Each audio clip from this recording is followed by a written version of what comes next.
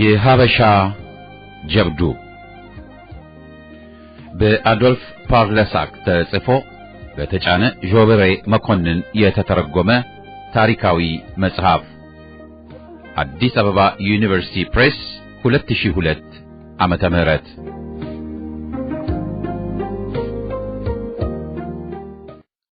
ክፍል 3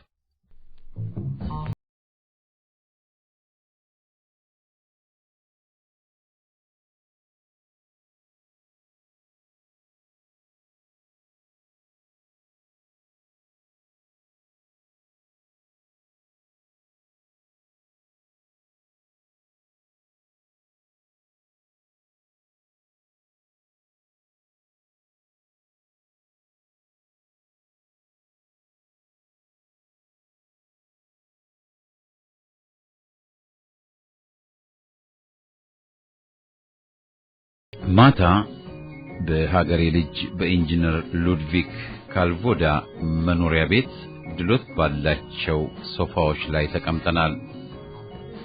ከ10 ዓመታት በላይ በኢትዮጵያ የኖረው ካልቮዳ በጣም ጠቃሚ የሆኑ ምክሮችን እየነገረን ስንጫወት ጓደኛዬ አቶ ቪሌም ብሬየር ስለ ቤት መከራየት ጉዳይ ወሬ አነሳና ካልቮዳ ኢትዮጵያ ውስጥ ብዙ የመቆየቱ ሐሳብ ካለን ቤት መከራየቱ መልካም እንደሆነና ብዙ የማንቆይ ከሆነ ግን ብዙም ፋይዳ እንደሌለው መከረን።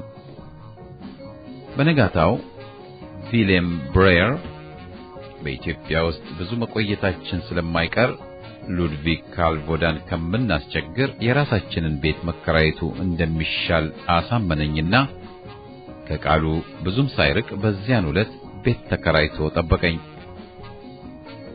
እነሆ በዋናው አደባባይ ከግሪካዊው ዳቦ ጋጋሪ ባለ 1 ፎቅ ሕንጻ ውስጥ ፎቁን በሙሉ በወር 20 የማርትሬዛ ብር ልንከፍለው ቃል ገብተን ተከራየነው። ምድር ቤቱን የቼኮስሎቫኪያው ተወላጅ አቶ ፔትራክ ተከራይቶ ስጋ ቤት ከፍቶበታል። ይህን የተከራየነውን ቤት የማደራጀቱን ኃላፊነት ሙሉ በሙሉ ብራየር ወሰደ። በአዲስ አበባ የቤት ዕቃ ገዝቶ ቤት ማደራጀት ቀላል አልነበረም። አንድም በአዲስ አበባ የአውሮፓውያን የቤት ዕቃዎች ማግኘት በጣም ሲበዛ ከባድ ነው። ሁለት ዕቃዎቹ ሲገኙ ዋጋቸው የክርስቲያን ልጅ ከፍሎ የሚወጣው አይነት አልነበረም። ከተወሰኑ ቀናት በኋላ ብሬየር 2 ታጣፊ አልጋዎች፣ 1 ከተራ እንጨት እንደ ነገሩ የተሰራች ጠረጴዛ፣ 1 ፋኖስና 1 ከፍ ያለ የኢትዮጵያ ካርታ መግዛት ቻለ። ሌላው የልብስ ቁም ሳጥኖች ማግኘት ስላልቻልን በግድግዳው ላይ ምስማር እየተከልን እንደ ልብስ መስቀያ መጠቀም ቻል። ከዚህ በላይ ቤታችንን ማደራጀቱ አስፈላጊ አይደለም። ሁኔታዎች ሲስተካከሉና ክረምቱ ሲወጣ አዲስ አበባን ለቀን እንሄዳለን። ቀኑን ሙሉ ይዘንባል። ስራ የለንም። ቢሆንም ቀኑን ሙሉ ስንዞር ውለን ማምሻው ላይ አብዛኛው አውሮፓዊ ወደሚያዘወትረው መሸታ ቤት ለቢራ ጎራ እንላለን። አሁን ከመላው ዓለም እንደ ጉንዳን ሰራዊት ጋዜጠኞች፣ የጦር ሜዳ ዘጋቢዎች፣ የታሪክ ሰዎች፣ ተጓዦች፣ የተለያዩ ኩባንያዎች ተወካዮች፣ የፈረንጅ ገበሬዎች፣ ነጋዴዎችና ሰላዮች፣ ምናልባትም ጦርነቱ ከተጀመረ በጦርነቱ ለመክበር አስበው የመጡ ሌቦች፣ ምን አለፋችሁ አዲስ አበባ በውጭ ዜጎች ተጥለቅልቃለች። ይህ ሁሉ የውጭ ዜጋ የሚሰበሰበው በዋናው አደባባይ ባለ አንድ ሲኒማ ቤት ነው። የተቆራረጠ በየቀኑ የሚደገም ከመዘክር የወጣ የሚመስል አንድ የአሜሪካ ፊልም ከታየ በኋላ ሁሉም ለቢራ ወደ አዳራሹ ይገባል። እዚህ የመጠጥ አዳራሽ የውሸት ውስኪ፣ ቮድካ፣ ብራንዲ፣ ካርተር ውስኪና ሌሎችም ከ50 አይነት በላይ የአልኮል መጠጦች ይሸጣሉ።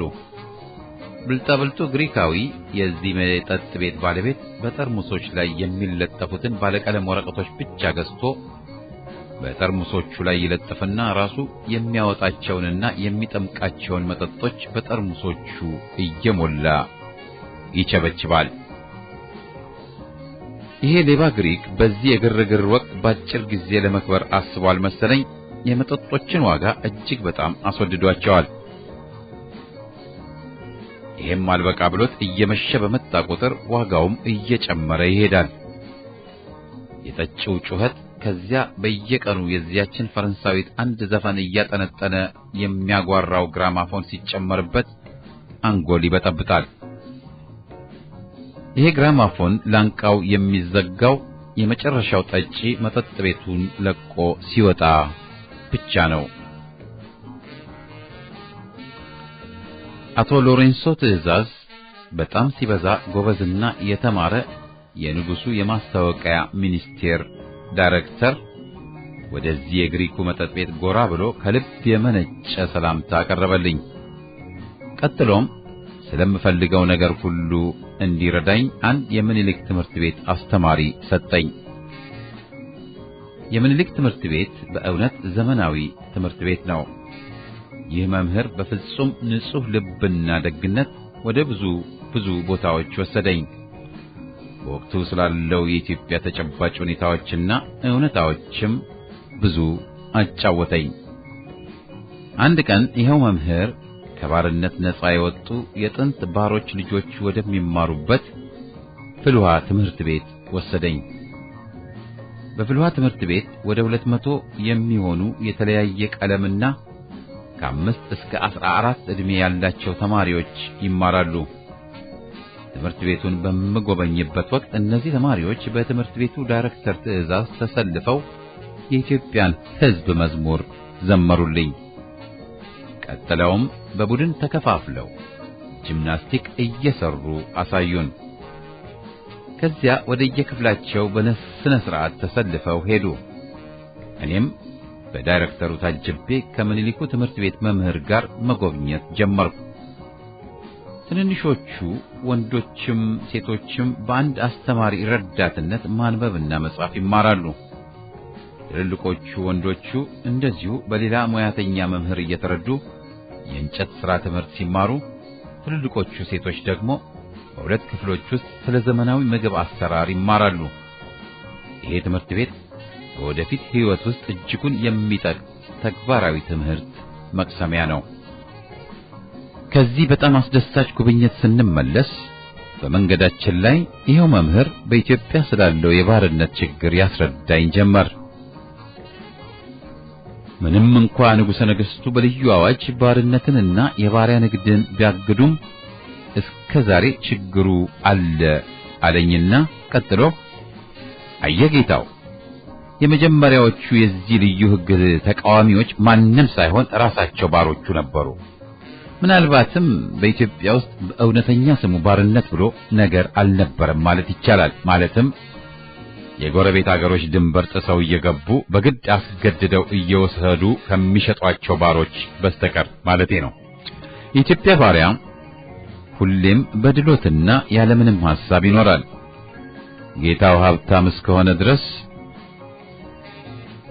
ከአንድ ተራ ገበሬ ድንጋይ የበዛበትን መሬቱን እንደ ዝንጀሮ እየቆፈረ በአምባው እየኖረ በመከራ ቤተሰቡን ከሚያስተዳድረው በላይ ያለ ሐሳብና ጭንቀት ሁሌም ሆዱን ሞልቶ በድሎት ይኖራል።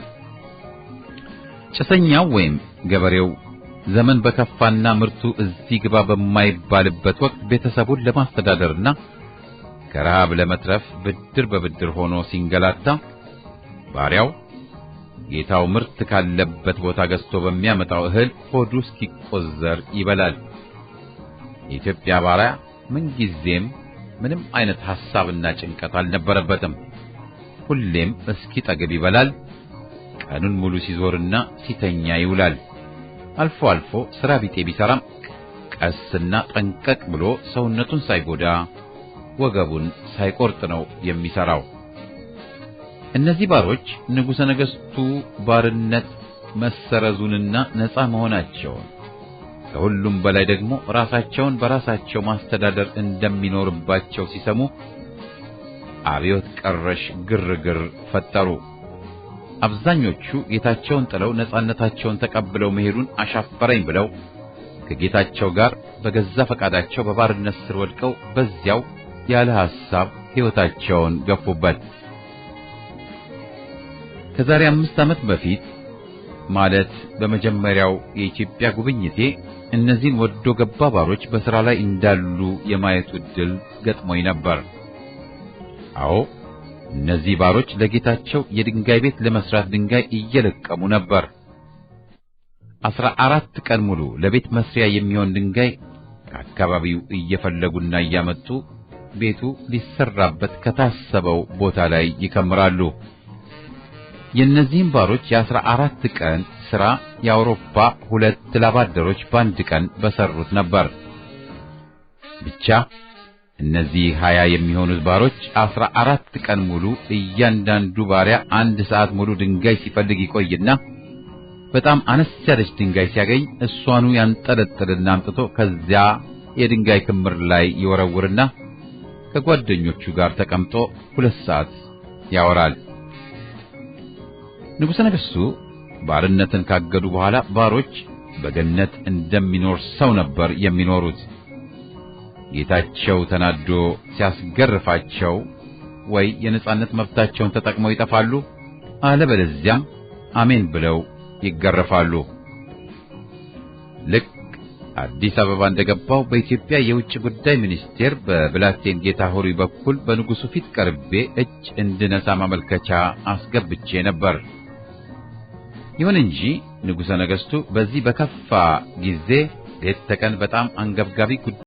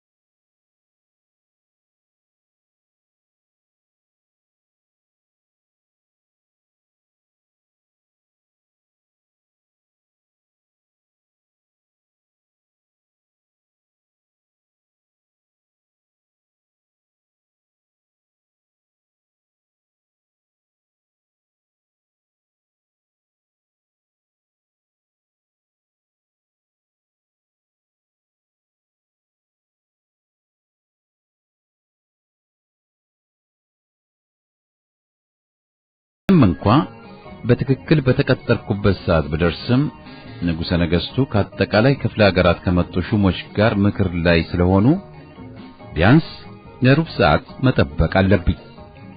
ከጥቂት ጊዜ በኋላ ድብልብል ብሎ የወፈረውና ምንጊዜም ፈገግታ የማይለየው ብላታ ኪዳነ ማርያም የንጉሠ ነገሥቱ ባለሟል ጥቁር ዘመናዊ ሱፉን ግጥም አድርጎ እንደለበሰ ያ ፈገግታው ሳይለየው ወደኔ እየመጣ ንጉሠ ነገሥቱ ምክሩን ስለጨረሱ ሊያነጋግሩኝ እየጠበቁኝ እንደሆነ ነግሮ መንገድ እየመራኝ ስንሄድ አንድ የተከበረ ሰው ነጩን ባህላዊውን ልብስ እንደለበሰ ፈጠን ብሎ ተከተለንና ቀድሞ በር ከፈተልን። ወለል ብሎ በተከፈተው በር ወደ ውስጥ ስገባ ንጉሠ ነገሥቱ ከትልቁ ጠረጴዛቸው ጀርባ በተለያዩ መዛግብትና ቴሌግራሞች ክምር ተሸፍነው እንደተቀመጡ አገኘኋቸው። ለኢትዮጵያውያን ባህል ሁሉ ግንባሬ መሬት እስኪነካ ለጥ ብዬ ሰላምታዬን አቅርቤ ቀና ስል ራሳቸውን ብቻ በማነቃነቅ ለሰላምታዬ መልስ ሰጥተው ወዲያው ከፊት ለፊታቸው እንድቀመጥ በምልክት አዘውኝ ስቀመጥ እኔና የንጉሥ ሰለሞንና የንግሥት ሳባ ቀጥተኛ ወራሽ በሆኑት የኢትዮጵያው ንጉሠ ነገሥት መካከል ብላታ ኪዳነ ማርያም ተገትሮ ቆመ። የንጉሠ ነገሥቱ የሥራ ክፍል የተደራጀው በመጠኑ ነው። የግድግዳውን ጥግ ይዘው የተወሰኑ ቀያይ ሶፋዎች መደዳውን ተደርድረዋል። እንዳልኩት ከምርጥ እንጨት የተሰራው የሥራ ጠረጴዛቸው በፋይሎችና በቴሌግራሞች ተውጧል። ልዩ ነገር ቢኖር የንጉሡ የጽሑፍ መሳሪያ ከወርቅ የተሰራች መሆኗ ብቻ ነው። በዚህ አነስ ያለች የንጉሠ ነገሥቱ የሥራ ክፍል በርካታ ሹማምንት ሸማቸውን እንደለበሱ መደዳውን ቆመዋል። ምንም እንኳ ንጉሠ ነገሥቱ ከትልቁ ጠረጴዛቸው ኋላ እንደተቀመጡ ፈገግ ለማለት ቢሞክሩም ገጽታቸው በሥራ ብዛት እጅጉን እንደደከመ ያሳብቅባቸዋል።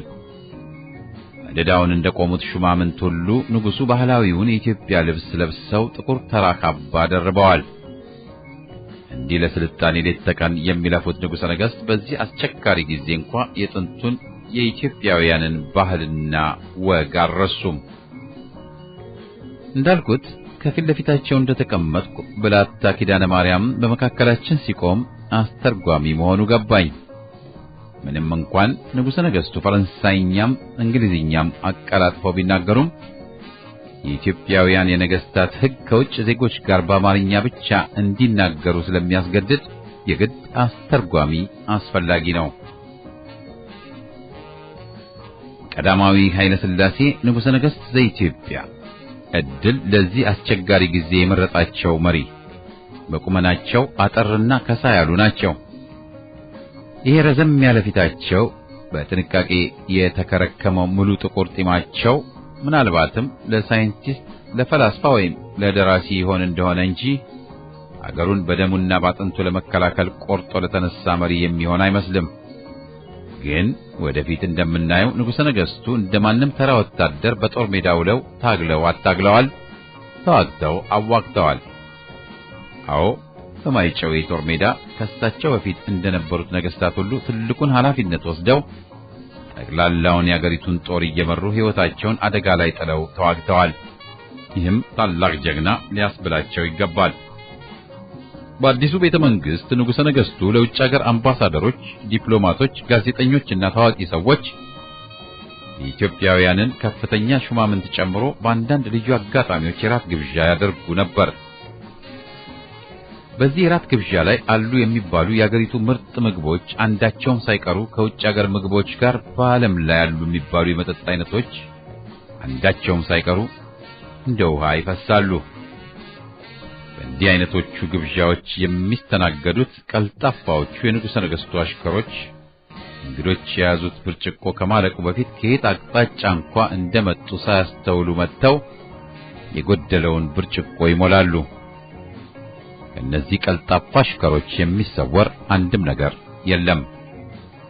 በእንዲህ አይነት የራት ግብዣ ላይ አንድ የንጉሠ ነገሥቱ እንግዳ የሆነ ፈረንጅ የቀረበለትን ምግብ በወርቅ ሹካና ማንኪያ ሲበላ ቆይቶ የወርቋን ማንኪያ ቀስ ብሎ ወደ ኪሱ ሲከት አሽከሮቹ ያዩና ለንጉሠ ነገሥቱ ይነግሯቸዋል። ንጉሠ ነገሥቱ ይህን ቅሌታም ፈረንጅ አዋርደው ከማባረር ይልቅ የወርቋን ማንኪያ ለማስታወሻ እንዳላየ ሰው ሆነው ተውለት። እኔም በንጉሠ ነገሥቱ የልደት በዓል ላይ ራት ተጋብሼ ተገኝቼ ነበር። ከራት ግብዣው በኋላ ያ ሰፊ አዳራሽ ወደ ዳንስ አዳራሽነት ተለወጠና ከሁሉም አይነት የሰው ልጆች ዘር፣ ቀለምና ዕድሜ ከ20 እስከ 70 ዓመት ዕድሜ ታዳሚዎች ብቻ ሁሉም በቫልስ፣ በፎክስ፣ በታንጎ ሙዚቃ እየታገዙ የሰዓት እላፊው እንኳን ሳያግዳቸው እስከ ንጋት ድረስ ደነሱ። ይህንን ዳንስ ንጉሠ ነገሥቱ ከእቴጌ መነንና ከትንሹ ልጃቸው ከሐረሩ መስፍን ጋር ከፍ ብሎ በተዘጋጀ መድረክ ላይ ተቀምጠው ይመለከቱ ነበር። ቀጭኗ ልዕልት ፀሐይ በዳንሱ አዳራሽ መሃል ገብታ ስትውረገረግ እኩለ ሌሊት ሆነና ንጉሠ ነገሥቱ ከባለቤታቸው ከእቴጌ መነን ከትንሹ የሐረር መስፍንና ከልዕልት ፀሐይ ጋር አዳራሹን ለቀው ቢሄዱም ዳንሱ እንደቀጠለ ነበር። ንጉሠ ነገሥቱ ከሄዱ በኋላ እስካሁን ድረስ በይሉኝታ ጥግ ይዘው የተቀመጡት ከየጠቅላይ ግዛቱ የመጡት ኢማሞቹ ሽማግሌ ሹሞች በዳንሱ አዳራሽ ውስጥ በቆሙት መስታወቶች ራሳቸውን እያዩ ለመደነስ ይሞክራሉ። ይህን የሽማግሌዎቹን ዳንስ ያዩ የንጉሠ ነገሥቱን ወታደሮች ሊያሰለጥኑ የመጡ የቤልጂክ ወጣት ወታደራዊ መኮንኖች ሽማግሌዎቹን ወደ አዳራሹ መሃል ወስደው ጥቂት እንቅስቃሴዎችን ያሳዩአቸው ጀመር። እነዚህ ሽማግሌዎች ከጥቂት ደቂቃዎች በኋላ የዳንስ ዕውቀታቸውን አሻሽለው እስከ ጠዋት ድረስ ሲወላገዱ አንግተዋል። በእነዚህ አስቸጋሪ ቀኖች ውስጥ የኢትዮጵያ መኖርና ለመኖር የሚወሰንበት ጊዜ ነውና ንጉሠ ነገሥቱ በአዲሱም በአሮጌውም ግቢ ደከመኝ ሰለቸኝ ሳይሉ ይመክራሉ። በዚህ ጊዜ ከውጭ ወደ አዲስ አበባ የሚጎርፉ ዜናዎች በአብዛኛው ተስፋ አስቆራጮች ናቸው።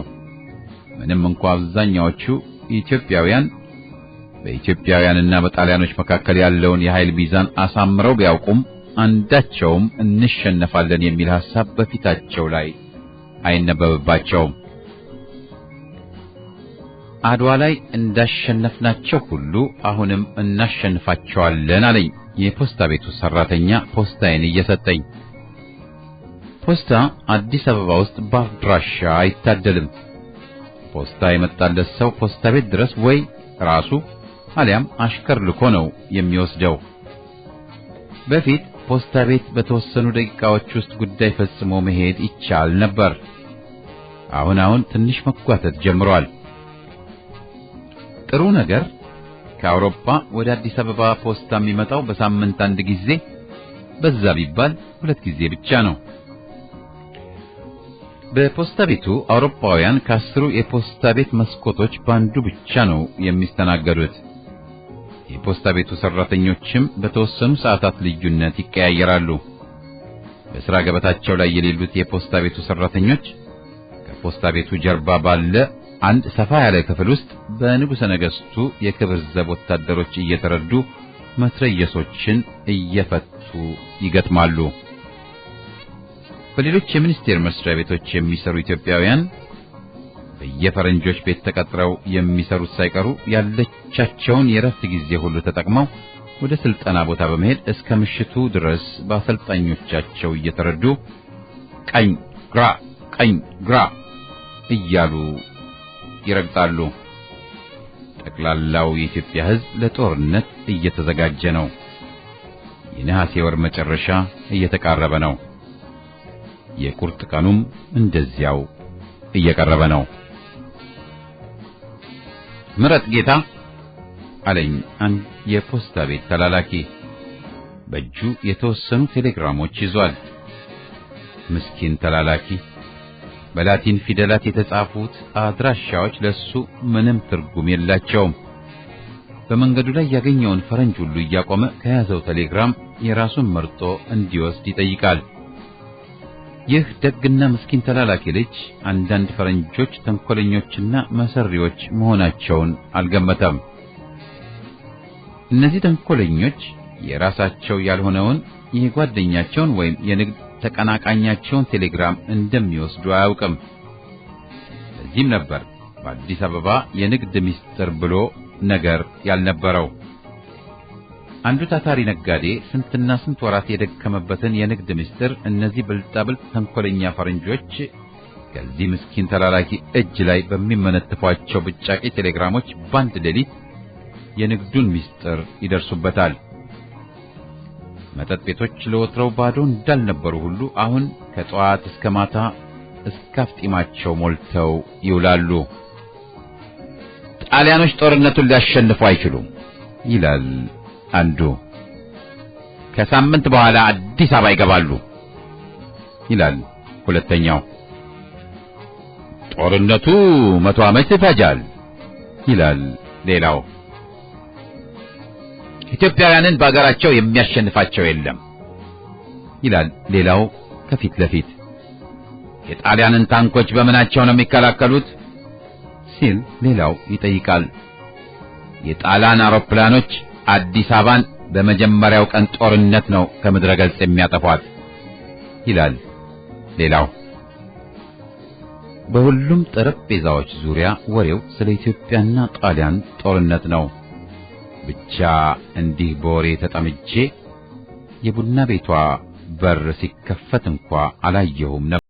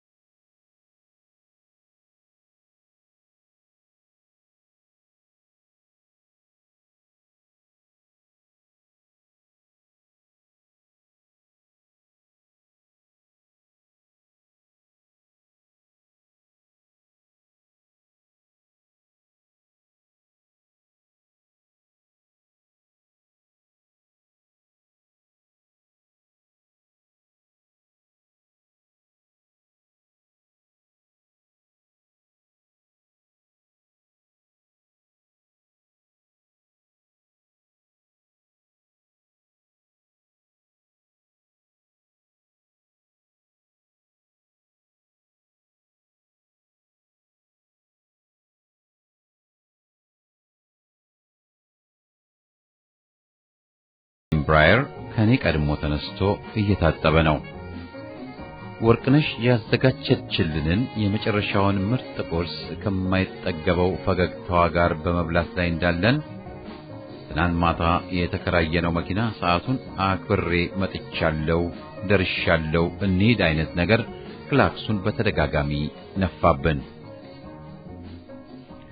በእንዲህ አይነት መልኩ ለመጨረሻ ጊዜ ወርቅነሽን ተሰናብተን በመኪናችን ተሳፍረን ወደ አየር ጣቢያ ተፈተለቅን። አዲስ አበባ ገና ከእንቅልፏ እየባነነች ነው። አብዛኛዎቹ ሱቆች ገና አልተከፈቱም። የተከፈተ ሱቅ ቢኖር የአንድ አርመን ዳቦ ቤት ብቻ ነው። አርመኑ አዳሩን ሲጋግር ያረፈደውን ለመግዛት ደንበኞቹ በወረፋ ተሰልፈው ትንሹን ሱቁን ወረውታል። እነዚያ ባዶ እግር ፖሊሶችም በዚያች ጉርድ የበርሜል ቤት አድረው ወደ የሥራ ቦታቸው እየተጣደፉ ሲሄዱ ይታያሉ። በዚህ መልኩ ያለአንዳች ችግር አየር ጣቢያ ስንደርስ አየር ጣቢያው ደመቅመቅ ብሎ ነበር። መካኒኮች ከወዲያ ወዲህ እየተሯሯጡ አውሮፕላኖችን ይጠጋግናሉ። ከፊት ለፊታችን ካለች አንዲት አውሮፕላን ስር ሆኖ መካኒኩ ለአብራሪው ሁሉም ነገር ጥሩ ነው፣ ሞተሩ በትክክል ይሰራል ይለዋል። በዚህ መሃል አንድ የስፖርት መኪና በከባድ ፍጥነት ስትከንፍ መጣችና በአውሮፕላን ማቆሚያው በትልቁና ሰፊው አዳራሽ ደጃፍ ላይ ቆመች። ከዚች ፈጣን የስፖርት መኪና ውስጥ አንድ ቆፍጣና መልከ መልካም ወጣት የኢትዮጵያና የፈረንጅ ክልስ ወጣ። ወጣቱ የኢትዮጵያን የአየር ኃይል ወታደራዊ የደንብ ልብሱን እንደለበሰ መለየውን ደፍቶ እኛ ወደ ቆምንበት አቅጣጫ በፈጣን እርምጃ መራመድ ጀመረ። ወደኛ እየቀረበ ሲመጣ የዚህ ወጣት ወታደራዊ የደንብ ልብስ በብዙ የወርቅ ኒሻኖች ማጌጡን አስተዋልኩ። እንግዲህ ይህ ወጣት ነው በንጉሠ ነገሥቱ እኛን ወደ ጎንደር በአውሮፕላን ይዞን እንዲበር የተመረጠው የአውሮፕላን አብራሪ። ይህ ወጣት አባቱ ፈረንጅ ሲሆን እናቱ ኢትዮጵያዊትና የንጉሳዊ ቤተሰብ ልዕልት ናት። በዚህ መሃል ከወጣቱ የስፖርት መኪና ጎን አንድ ሰማያዊ ሊሞዚን መኪና ሲከንፍ መጣና ገና ከመቆሙ በፍጥነት በተከፈተው በር ልጅ ዘውዴ በላይነህ ዘመናዊውን የአውሮፓውያንን ሙሉ ልብስ ለብሶ ከረባቱን እንዳሰረ ረጅም ካፖርቱን ደረብ አድርጎ ያ ሁሌም የማይለየው ፈገግታው ሳይለየው ወደኛ አቅጣጫ እንደመሮጥ እየቃጣው መጣ። እንደደረሰም እንደምን አደራችሁ፣ በቃ ዛሬ መብረራችሁ ነው አይደል እያለ የእጅ ሰላምታ ከተለዋወጥን በኋላ ያንን ወጣት አውሮፕላን አብራሪ ጠራውና አስተዋወቀን። አዎ ወጣቱ አውሮፕላን አብራሪ ሚካኤል ባቢቼክ ወይም ሚሻክ ባቢች ይባላል። እንግዲህ ለሚሻክ ባቢች ነው ሕይወታችንን አሳልፈን ባደራ የምንሰጠው። ሚሻክ ባቢችን ከተዋወቅን በኋላ ስለ በረራችን በቀልድ መልክ ትንሽ ስንጨዋወት ቆይተን ልጅ ዘውዴ በላይነህ እኔን ወደ ጎን ወስዶ እጅጉን በጣም ኮስተር ብሎ አንድ የታሸገ ፖስታ እየሰጠኝ አደራ ጌታው፣ ይሄ ደብዳቤ ከሌላ ሰው እጅ እንዳይገባ ተጠንቀቅ። አደራ፣ በጣም ትልቅ ሚስጥር ያዘለ ነው። አደራ፣ ለራስ ካሳ ከንጉሠ ነገሥቱ የተላለፉ ጥብቅ ትዕዛዞችን የያዘ ነው። አደራ አደራ ጌታው፣ እንዳይንህ ብሌን ጠብቀው እያለ ደጋግሞ አደራ እያለ አስጠነቀቀኝ። እንዲህ አደራ አደራ ጌታው እያለ ካስጠነቀቀኝ በኋላ ይሄው ጌታው ንጉሠ ነገሥቱ ቃል የገቡልዎት ብሎ አንድ በወርቅ ቀለም ያጌጠ የመኮንኖች የቆዳ ቀበቶ ሰጠኝ። ይህን ቀበቶ የሆነ ሰው ከዚህ በፊት ታጥቆት እንደነበረ የሚያሳይ ትንሽዬ ምልክት ይታይበታል። አዎ ንጉሠ ነገሥቱ ትናንት ታጥቀውት ከነበረው ቀበቶ ጋር የመንታ ያህል ይመሳሰላል። እርግጠኛ ነኝ ንጉሠ ነገሥቱ የራሳቸውን ቀበቶ ፈተው ነው የላኩልኝ። አዎ የንጉሠ ነገሥቱን ቀበቶ መታጠቅ ማለት እንደ ኢትዮጵያውያን ባህልና ወግ በንጉሠ ነገሥቱ የምታመን ሰው መሆኔን ማረጋገጫ ነው። በርከት ያሉ ወታደሮች ከሰፊው አዳራሽ ውስጥ አንድ ባለድርብ ክንፍ አውሮፕላን እየገፉ አወጡትና ሁለት መካኒኮች በታላቅ ቅልጥፍና መዘውሩን እያሽከረከሩ ሞተሩን ሲያስነሱ ባቢች እኔንና ጓደኛዬን ብሌየርን ወደ አንድ ትንሽ የመልበሻ ክፍል ውስጥ ይዞን ገባ። ሚሻክ ባቢች በለበሰው ወታደራዊ የደንብ ልብሱ ላይ ቱታውን ደረበና አንድ በጣም ከባድ የቆዳ ካፖርት እየደረበ ለኛም የሱኑ አይነት ከባድ የቆዳ ካፖርት ደርበን እንድንለብስ አቀበለን። ካፖርቱን ስደርበው ከመክበዱም በላይ በጣም ስለሚሞቅ ይሄን ስንደርብ ሙቀቱን አንችለውምና ይቅርብን ስል ለሚሻክ ባቢች ብነግረው ሚሻክ ባቢች ሳቅ ብሎ እዚያ ላይ በሌባ ጣቱ ሰማዩን እያሳየ እዚያ ላይ በጣም ይበርዳል ግድ የለም ደርቡት እያለ ለራሱ ጭምብሉን እያጠለቀ ለኛም አቀበለን። ያንን ከባድ ካፖርት ደርበንና ያችን ጭምብል አጥልቀን ከዛች ትንሽ የመልበሻ ክፍል ውስጥ ስንወጣ ለተመለከተን ሰው ያለ ማጋነን የማርስ ሰዎች እንመስል ነበር። ሁለት ወታደሮች የኛን ሻንጣዎች አውሮፕላን ውስጥ መጫን ጀመሩ። እያንዳንዳችን ከአንድ ሻንጣ በላይ መጫን አንችልም፣ ወይም ደግሞ በአውሮፕላኑ ዕቃ መጫኛ ውስጥ ከኛ ሻንጣዎች ቀደም ብሎ ለራስ ካሳ የሚላኩ ጓዞች ስለተጫኑ ብዙ ቦታ የለም። እኛ ወደ አውሮፕላኑ ሄደን ለመሳፈር ስንዘጋጅ ሶስት ሽማግሌ ሹሞች እኛ የለበስነውን አይነት ከባድ የቆዳ ካፖርት ለብሰውና ባናት የሚጠለቀውን ጭምብል በእጃቸው አንከርፈው እንደያዙ መጥተው ተቀላቀሉን። እነዚህም አብረውን በራሪዎች ናቸው አለኝ የአውሮፕላኑ አብራሪ ሚሻክ ባቢች። ቀጥሎም በጎንደር ጠቅላይ ግዛት ውስጥ ያሉ ወረዳዎች ሹሞች መሆናቸውንና ጦርነቱ በቅርብ ሊጀመር ስለሚችል በአስቸኳይ ወደ ግዛታቸው መሄድና ጦራቸውን አሰባስበው ለጦርነት እንዲዘጋጁ ንጉሠ ነገሥቱ ታዘው መሄዳቸው እንደሆነና ሌላም ነገር ጨማምሮ ባቢች ለምን ዛሬ አብረው መብረር እንዳለባቸው ሊያስረዳኝ ሞከረ። አውሮፕላኑ ለአብራሪውና ለታዛዊ ብቻ የሚሆን ሁለት ባዶ ቦታ ብቻ ነው ያለውና አብረውን ሊበሩ ፈጽሞ አይችሉም ስል ቅዋሜን ጮክ ብዬ ከአውሮፕላኑ የሞተር ጩኸት ጋር እየተፎካከርኩ አሰማው። እንደ ነገሩ አድርገን በራለን። ለነገሩ ለበረራችን አንዳች አደጋ ቢገጥመን አንዳችንም አንተርፍም አለኝ ሚሻክ ባቢች።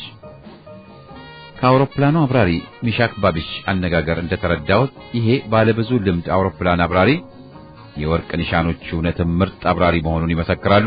እንኳን ባንድ አውሮፕላን 6 ሰው ጭኖ መብረሩ እንዳልተዋጠለት ያስተዋውቅ ነበር። ይሁን እንጂ የአዛዡን ትዕዛዝ እምቢ አሻፈረኝ ማለት ፈጽሞ አይችልም። መሞት ካለበት ይሞታል እንጂ ትዕዛዙን መቀበል ግዴታው ነው። ከነዚህ ሹሞች ጋር አብራችሁ መብረር የማትፈልጉ ከሆነ ለሹሞቹ ሌላ አውሮፕላን ይዘጋጅላቸዋል። እኛ ሶስታችን በአስተማማኝ ሁኔታ መብረር እንችላለን አለኝ ሚሻክ ባቢች በተቃውሞዬ እንድገፋበት እየገፋፋኝ። ከሚሻክ ባቢች ጥቆማ በኋላ ዞር ብዬ ብሬየርን ሳየው ብሬየርን በዝምታ መስማማቱን ስለገለጸልኝ እንግዲህ ወይ እኛ ብቻ እንበራለን አለበለዚያ ፈጽሞ አንበርም ስል ኮስተር ብዬ ተናገርኩ። እንዲህ እኛ ስንከራከር ስልኩ ጮህና ባቢች ጥቂት በስልኩ በአማርኛ ሲያወራ ቆይቶ የመነጋገሪያውን እጀታ አሳልፎ ሰጠኝ። አብራሪው እንደነገረኝ ከሶስቱ ሹሞች ጋር አብራችሁ መብረር አትፈልጉም አለ አንድ ድምጽ በስልኩ ገመድ። አዎ ጌቶች፣ በአውሮፕላን ውስጥ ያለው አንድ ክፍት ቦታ ብቻ ነው። እናም በሁለት መቀመጫ ላይ ለሶስት ሆኖ መብረር ራስን አደጋ ላይ መጣል ነው። ጌቶች፣ 6 ሆኖ መብረር ማለት ደግሞ ራስን በገዛ ፈቃድ መግደል ነው ስል መለሱ። አብራሪው ያለኝ ሁላችሁንም ባንድ ላይ ይዞ መብረር እንደሚችል ነው አለ አሁንም ደግሞ ደዋዩ ሰው። እኔ ደግሞ በፍጹም አይሆንም ብላለሁ ጌታዬ። እናም በአንድ አውሮፕላን 6 ሰው ሆኖ ተጨናንቆ ሁላችንንም አደጋ ላይ ጥለን መብረር አንፈልግም ጌቶች አልኩ። በዚህ መሃል የአውሮፕላኑ አብራሪ ባቢች ትከሻይን መታ አድርጎ በጣም ዝቅ ባለ ድምፅ ከንጉሠ ነገሥቱ ጋር ነው እያወሩ ያሉት አለኝ። በጣም ደንግጬ ትንሽ ዝም ካልኩ በኋላ እርሶ ጃንሆይ ኖት እንዴ ብዬ ለምናልባቱ በፈረንሳይኛ ጠየቅኳቸው። አዎ ነኝ ብለው መለሱልኝ በፈረንሳይኛ። በጣም ይቅርታ ጠይቃለሁ፣ ግን በውሳኔ እንድጸና እገደዳለሁ አልኩና በመቀጠል የኛ አደጋ ላይ በከንቱ መውደቅ ለኢትዮጵያ ጦርም ጦርነቱ ከመጀመሩ በፊት ትልቅ ጉዳት ነው እኮ እያልኩ እየፈራሁ ደፍሬ ተናገርኩ። በአውሮፕላን ጣቢያ ቆዩ ሲል በስልኩ ጆሮ ቀጭን ትዕዛዝ ተሰጠኝ። ወዲያው ቀጥሎ የራሳችንን ሰው እንልካለን ካሉ በኋላ ስልኩን ዘጉት። ከጥቂት ጊዜ ቆይታ በኋላ አንድ የቤተ መንግስት መኪና ሲከንፍ መጥቶ እኛ የቆምንበት ቦታ ቆመና ከመኪናዋ ውስጥ አቶ ታደሰ የንጉሠ ነገሥቱ ልዩ ጸሐፊ ወጣና በፈጣን እርምጃ እየተራመደ ምንድነው ችግሩ ሲል ቆጣ ብሎ ጠየቀኝ። ስለ ሁኔታው ሳስረዳው በታላቅ ትዕግስት ሲያዳምጠኝ ቆይቶ ችግሩ ይገባኛል፣ እቀበለዋለሁም፣ ግን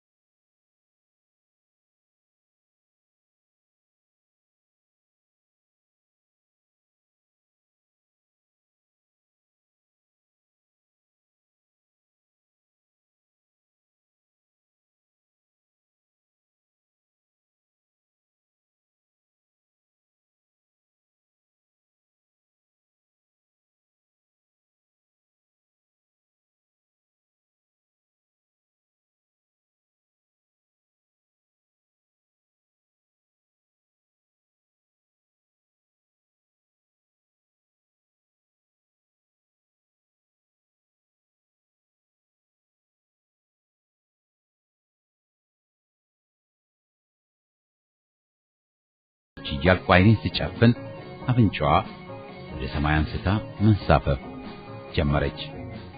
ወዲያው አዲስ አበባን አንድ ጊዜ ዞረን በቀጥታ ወደ ሰሜን መብረር ጀመርን። የሰላሌ ሜዳ የተዘረጋ ባህር ይመስላል። አልፎ አልፎ የምናያቸው ጎጆች በእጅ የሚጨበጡ ይመስላሉ። አሁን ባቢች ዝቅ ብሎ ስለሚበር መንደርተኞች ከጎጆቻቸው እየወጡ አንጋጠው አረንጓዴ፣ ቢጫ፣ ቀይ ቀለም የተቀባችውን የባቢችን ቆርቆሮ ይመለከታሉ። እንዲህ ዝቅ ብለን ስንበር ከጀርባዬ የሆነ ነገር ሲጎረብጠኝና ሲነካካኝ ተሰማኝ። ምናልባት የሆነ እንስሳ ሊሆን ይችላል ብዬ ዞር ብዬ ለማየት በሞክርም ከብራየር ጋር ተጣብቄ ስለተቀመጥኩ አንገቴን እንኳን ማዞር ሳይሆንልኝ ቀረ። ያ የሚጎረብጠኝ፣ የሚነካካኝ፣ የሚኮረኩረኝ ነገር አሁንም ሕይወት እየዘራ ኩርኮራውም እየጠነከረ መጣ። ኩርኮራው አላስቀምጥ ቢለኝ እንደምንም ብዬ ከተጣበቅኩበት ትንሽ ወጣ ብዬ አንገቴን ሳዞር በጣም ደነገጥኩ። በዓይኔ የማየውን ነገር ማመን ሁሉ አቃተኝ። እንደ ዝንጀሮ ተኮማትሮ ከነዚያ 3 ጢማም ሽማግሌ ሹሞች አንዱ ተጠቅሎ ተኝቷል። ገና ለመብረር ስናኮበኮብ 2 ጊዜ በቂታችን ዘጭ ያልንበት ምክንያት አሁን ገና ነው የገባኝ። ሽማግሌው ሹም በድል አድራጊነት ተኮማትሮ በተኛበት ቦታ ሆኖ ይስቃል። አዎ እምቢ አይሆንም ከኛ ጋር አትበርም ብንለውም የኛን መደናገር ተጠቅሞ እኛ ሳናየው ከዕቃዎች ጋር ተደባልቆ ራሱን ለአደጋ አሳልፎ ሰጥቶ እነሆ አብሮን ወደ ደብረ ታቦር እየበረረ ነው። ሽማግሌው ሹም ፍጹም ደስተኛ ይመስላል። በፊቱ ላይ ምንም አይነት ፍርሃት አይታይበትም። ለምንስ ይፈራል? አውሮፕላን እንደዚህ ሽማግሌ ሹም አስተሳሰብ ልዩ በሰማይ ላይ የሚበር 2 ክንፍ ያለው አውቶሞቢል የፈረንጅ ሥራ ነው። ፈረንጅ ደግሞ እንዳው ዝም ብሎ ወድቆ የሚሰባበር ነገር አይሰራም።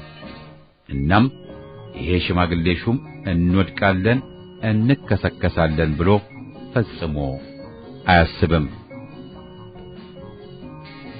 ከእንዲህ አይነት እምነት ውጪ ኢትዮጵያውያን የአውሮፕላን አብራሪዎችን በዓለም ላይ ምርጥ ደፋርና ቆራጥ አብራሪዎች የሚያደርጋቸው አንድ ሌላ ነገር አለ። ያም ነገር አውሮፓውያን የአውሮፕላን አብራሪዎች ለበረራ ከመነሳታቸው በፊት ጀምሮ በበረራም ላይ እያሉ ስለ አየር ጸባይ፣ ስለ ንፋሱና ስለ ሌላም በበረራቸው ላይ ሊገጥማቸው ስለሚችለው ነገር ሁሉ ይነገራቸዋል። ኢትዮጵያውያን አብራሪዎች ያለምንም የነፋስም ሆነ የአየር ጸባይ መረጃ በታላቅ ድፍረት በኢትዮጵያ አስፈሪ ተራራዎች መሃል እየተሽለኮለኩ ወደማያውቁት አገር ሁሉ ይበራሉ። እንዲህም ሆኖ እስካሁን ድረስ በኢትዮጵያ የአውሮፕላን አደጋ ደርሶ አያውቅም። የአውሮፕላን ማረፊያ ጣቢያ እስከ ቅርብ ጊዜ ድረስ በአዲስ አበባ አንድ ያነስ ያለች ዙሪያዋን በረጃጅም የባህር ዛፎች የተከበበች ሜዳ ነበረች። ሌላ ቦታ እንደ አክሮባቲስት ገበሬዎች ጨርቅ እያወዛወዙ በሚያሳዩአቸው ቦታዎች ሁሉ ነበር የሚያርፉት። በአንድ አጋጣሚ ስለ በረራና ስለሚያጓጉዝ ትንጓዝ በተነሳ ወሬ አንድ አብራሪ በባለ 2 መቀመጫ አውሮፕላኑ ቀኝና ግራ ባሉት 2 ጠንካራ የአውሮፕላኑ ብረቶች ላይ 2 ሳጥኖች በብረት ገመድ አስሮ ሌሎች 2 ሰዎችን አሳፍሮ እንደሚበር እየማለና እየተገዘተ ነገረኝ። ላምነው አልቻልኩም ነበር። በኋላ 2 የዓይን እማኝ ምስክሮች ይዞ መጥቶ አሳመነኝ። እንዲህ በማያልቅ ትልቅ ባህር ላይ የምንንሳፈፍ እየመሰለኝ ስንበር በሐሳብ ከፈረንሳዊው አውሮፕላን አብራሪ እና ደራሲ ከዮሴፍ ከሰል ጋር የተገናኘንበትን አጋጣሚ አስታወስኩ። አዎ ከዛሬ 5 ዓመት በፊት ነበር ደቡብ የመን ውስጥ የተገናኘነው። ዮሴፍ ከሰል ያኔ ገና ከኢትዮጵያ መመለሱ ነበር። የተሰበረ እጁን ከመታሰሩም በላይ ፊቱ አላዋቂ የላጠው ድንች ይመስል ተገባብጦ ነበርና ምን አደጋ እንደገጠመው ጠይቄው ታሪኩን አጫወተኝ። ከአዲስ አበባ ወደ ሐረር ለመሄድ በተነሱ ጊዜ የኢትዮጵያ መንግስት 2 አውሮፕላኖች ለሱና ለጓደኛቸው ሰጣቸው። አንደኛውን ፈረንሳዊው ጓደኛው ሲያበር፣ ሁለተኛውን ራሱ ዮሴፍ ከሰል ነበር ያበር የነበረው። ዮሴፍ ገና ከአዲስ አበባ ከመነሳቱ በፊት ወደ ሐረር ስልክ ደውሎ አውሮፕላን ማረፊያ ቦታ ተዘጋጅቶለት እንደሆነ ጠይቆ ነበር። ስልኩን የተቀበለው ሰው ለአውሮፕላኑ ማረፊያ ሜዳ አንዲት ጠጠር እንኳን ሳያስቀር አስለቅሞ እንዳዘጋጀለት ነግሮ ስለነበር ያለምንም መጨነቅ አውሮፕላኑን ከጓደኛው ጋር አስነስተው ወደ ሐረር ይበራሉ። ዮሴፍ በርካታ የድንጋይ ቤቶችን ሲያይ ሐረር መድረሱን ይረዳና የሐረርን ከተማ እየዞረ አውሮፕላን ማረፊያውን መፈለግ ይጀምራል። በተደጋጋሚ ሐረርን እየዞረ ቢፈልግም አውሮፕላን ማረፊያ የሚመስል ነገር እንኳን ማግኘት አልተቻለውም ነበር። ጓደኛው ከሐረር ከተማ ወጣ ብሎ ሜዳ ነገር ሊፈልግ ሲበራየውና እሱም እንደ ጓደኛው ሜዳ ቢጤ ለመፈለግ አስቦ መስመሩን ሊለውጥ ሲል በድንገት ከከተማዋ ዳርቻ በስተሰሜን ጫፍ ላይ በርካታ ሰዎች አንዲት ትንሽ ሜዳ ከበው ያይና እነዚህ ሰዎች ወደ ተሰበሰቡበት ቦታ ዝቅ ብሎ ይበራል። በጣም ትንሽዬ 4 ማዕዘን ሜዳ ዙሪያዋን ችካል ቸክለውና በገመድ አስረው በጉጉት አውሮፕላኗን ማረፍ ሲጠባበቁ ሲያይ ምን አይነት ብልጥ ጭንቅላት ነች ይሄንን ያሰበችው ብሎ ይገረምና ሰፊ ሜዳ ፍለጋ ከፍ ብሎ መብረር ከጀመረ በኋላ እነዚያን ያቺን 10 ሜትር በ10 ሜትር የሆነች ትንሽዬ ሜዳ ከበው በጉጉት የሚጠብቁትን ሰዎች ላለማስቀየም በዚያች ሜዳ ላይ ለማረፍ ይወስንና ይመለሳል። አዎ ይችን ትንሽ ሜዳ አንዲት ጠጠር እንኳን ሳያስቀሩ ልቅም አርገው ለቅመው መሬቱን ተምትመው በደንብ አዘጋጅተውታል። አዎ ዮሴፍ በዚያች ትንሽዬ ሜዳ ላይ ሄዶ አረፈላቸው። በዚህ አደገኛ አስተራረፉ አውሮፕላኗ አንድ ጎማዋን መስዋዕትነት ስትከፍል፣ ዮሴፍ ከሰል ደግሞ አንድ እጁን ከመሰበሩና ፊቱ ከመጋጋጡ በስተቀር የከፋ አደጋ ሳይደርስበት አረፈ። ዮሴፍ ከሰል ገጠመኙን ካጫወተኝ በኋላ በመጨረሻ ሐረሪዎች ያችን አውሮፕላን ማረፊያ በደንብ አድርገው ነበር ያዘጋጇት፣ ግን ያቺ ሜዳ 50 እጥፍ መሆን ነበረባት ሲል አድናቆቱን ገልጾልኛል።